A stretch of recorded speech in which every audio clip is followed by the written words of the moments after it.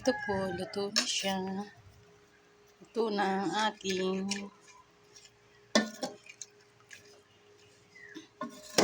papaitang baka.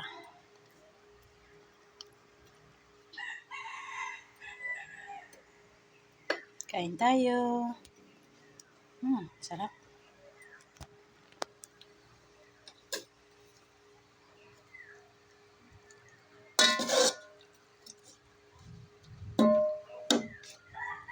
Ito, yung dahon nito ay dahon ng langka.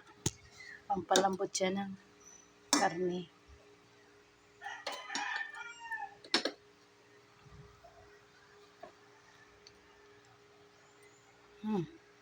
Sarap.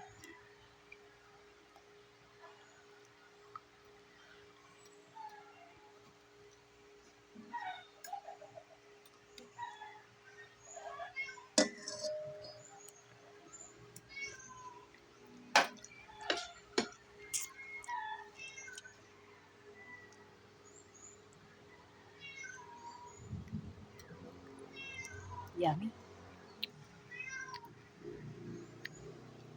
Papaitang baka na laman loob.